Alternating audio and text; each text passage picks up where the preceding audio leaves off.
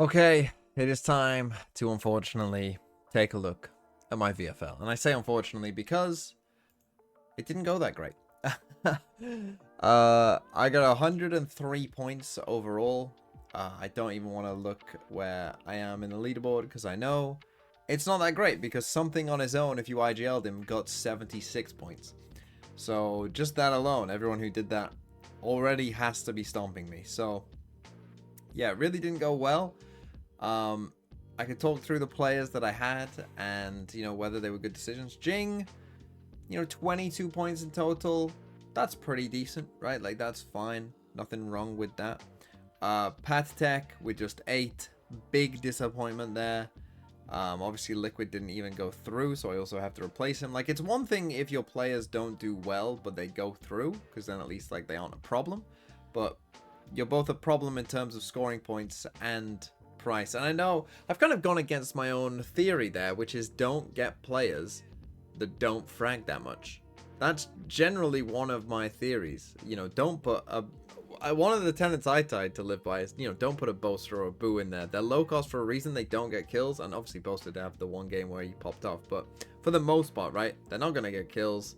Even if their team does well, it's not that big of a deal. So I've kind of gone against my own thinking there, I suppose, by putting Patek in. And obviously Liquid didn't even go through, so it went terribly.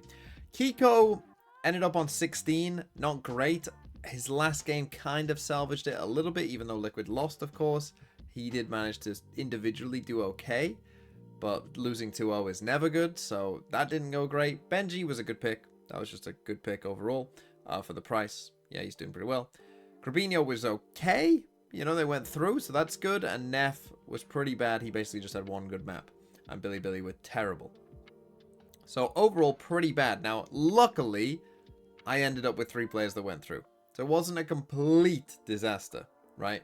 Jing went through, Benji went through, Grabinho went through. So I have my 3 players that I'm removing is very obvious. It's the 3 players who aren't in the tournament anymore. And if you add up what they cost, that would give me overall, I'm going to have, 24.5 to spend. Now, if we take a look, obviously I need to get an initiator, a controller, and one of anything. And I was thinking about who I want to get, and I have picked Team Heretics to win this tournament. And I think the Team Heretics have the easiest route to get to the upper final. And what you are looking for, by the way, is players to get to that upper final. Because if you get to the upper final for week 3, that means guaranteed, even if you lose both games, you will play in a best of 5. And the best of 5s, obviously you can rake up a lot of points in them, right? And really, actually, the best team to pick is the team that wins the lower final, because then they get to play 2 best of 5s, which I think could very well be Team Heretics. So I'm going to go in on Team Heretics, and I was looking at the Team Heretics players, and I was deciding, like, who do I want? And I was looking here at, their players and what they did. Okay, yeah, Miniboo did alright, Woot did alright as duelist, but I needed an initiator anyway, and Rienz was the highest scoring player. And I think they're going to win the tournament, and I think if Heretics win the tournament, Rienz is going to be the MVP of the tournament, and I think if Rienz is the MVP of the tournament, why don't I just put him in? Right, so instantly I was like, okay, well, that's my initiator slot. I'm going Rienz, who costs 10.5. Right, so that would put me then down. Where is he? Rienz. That would put me then down to having 14 to spend for my other 2. Now, 14 to spend isn't a lot, right? And here's where there are 2 different things that I could do, right? Or things that I'm thinking about doing. One is going kind of like, split it up, 14 points, spend 7 on 2 players, right? So if we just take a look at that, because there isn't a lot of 6.5 options. In fact, the only one still in the game is Freeing, who hasn't looked very good. So I don't want to go like 7.5 and a 6.5. If you take a look, like, for instance, at the 6s, you're either going in for another Giants player, you're going in for Boo, which I can't do because I want to get Rienz anyway, and I have 2 Heretics players. You could go for Verno, but I don't feel great about MIBR's chances overall, so I don't really love going for Verno either, even though he did actually kind of pop off. And then, yeah, you're looking at Boaster, and again, I've said, that it would be my one potential, is I could go Boaster, even though I did mention that, it's kind of against what I like to do. But then if you look at the 8s, it's like, I've already got Benji and everyone else is out, right? So there's not much point in that either. So basically it would be 2 sevens. And if I go for 2 sevens, it would be someone like Ethan, probably from NRG, which is okay, don't love it, but I also get Flashback, right? Who's basically playing Duelist, which is very good, right? So I could go Flashback plus Ethan, feel okay about it, but I'm not gonna do that. I'm not gonna do that.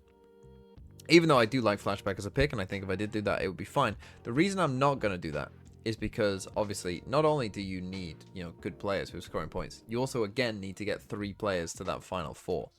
Now, I'm going in on Heretics, and I feel pretty good about them. And I also have Jing, right? So, like, between Jing, Benji, and Rienz, that could be my 3 players, and I feel good about that. But obviously, things don't always go the way that you expect.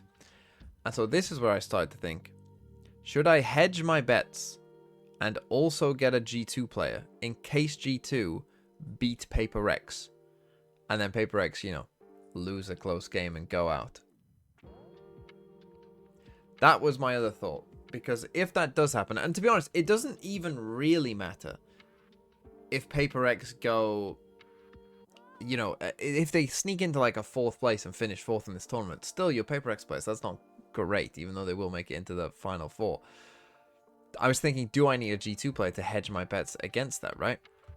And so then I'm looking at G2, but remember, I've only got 14 to spend, so I'd be stuck with Jonah P.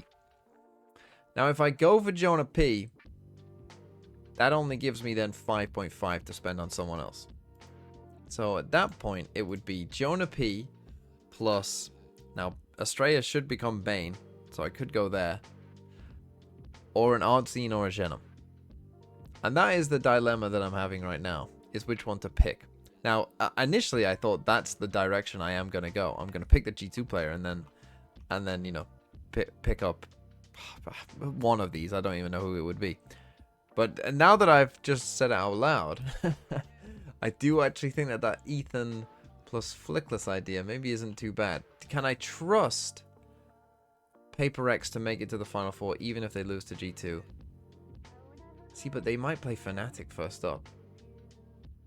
Which, what if they lost? Like, what if they lost that?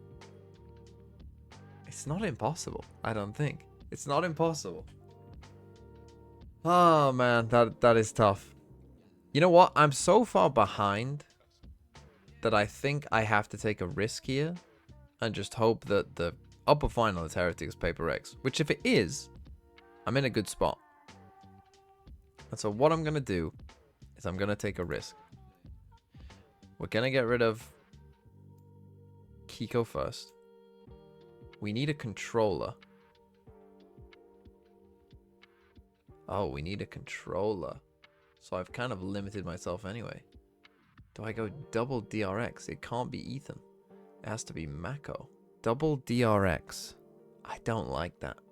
I really don't like that at all. Aren't I better off going Genom? I think I am. It's made my mind up for me. I'm going Genom. Definitely not going to end up being my IGL, hopefully. I'm going Genom. I'm going Rienz. And then Neff. I'm going for Jonah P. And I guess I've been forced to play it a little bit safe because of the roles and the way it works. But that's what we're going to do. And yeah, that's what it's going to be. Now, IGL, I'm going to put it on Rienz. Rienz is going to be the IGL, and that is my team. Do I feel good about this team? No. Essentially, this is a team that's set up for week 3 and having a good week 3. But yeah, not great.